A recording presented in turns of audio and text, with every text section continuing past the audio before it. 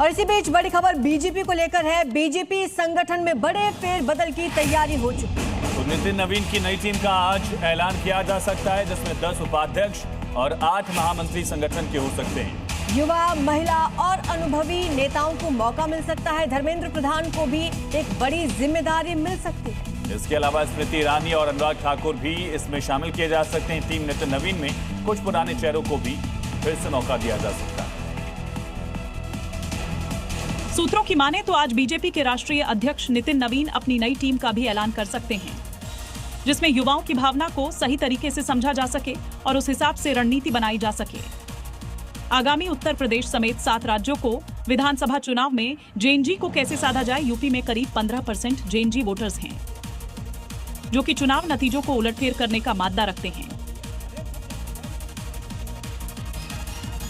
और एक बड़ी खबर, एसआईआर के तहत गणना फॉर्म जमा करने का आज आखिरी दिन है। तय समय सीमा के अंतिम दिन बड़ी संख्या में मतदाताओं के सामने फॉर्म जमा करने की चुनौती अब बनी हुई है। एसआईआर के तहत घर घर गणना फॉर्म्स पहुंचाए गए हैं, जिन्हें जमा करने के साथ उनके डिजिटल रिकॉर्ड को भी तैयार किया जा रहा है। तो दिल्ली में अब तक केवल लगभग 77% फॉर्म ही डिजिटल जमा किए गए, जबकि बाकी फॉर्म को समय सीमा के भीतर अपलोड करने की प्रक्रिया है। 67% फॉर्म ही अब तक जमा हुए।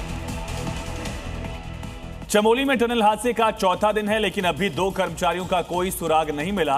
पानी और मलबे के बीच रेस्क्यू ऑपरेशन लगातार जारी है। 200 से ज्यादा जवान युद्ध स्तर पर इस ऑपरेशन में शामिल हैं।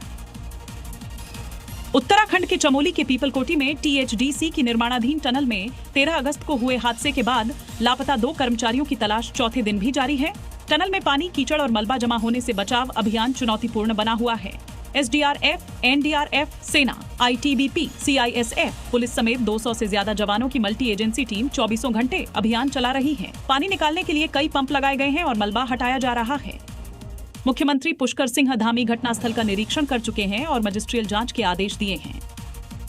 सावन के तीसरे सोमवार पर देश भर के शिवालयों में आस्था का आज सैलाब उमड़ पड़ा है। हर हर महादेव और बम बम भोले के जयकारों से मंदिर गूंज रहे हैं। भोलेनाथ के दर्शन और जलाभिषेक के लिए सुबह से ही भक्तों की लंबी कतारें नजर आ रही हैं।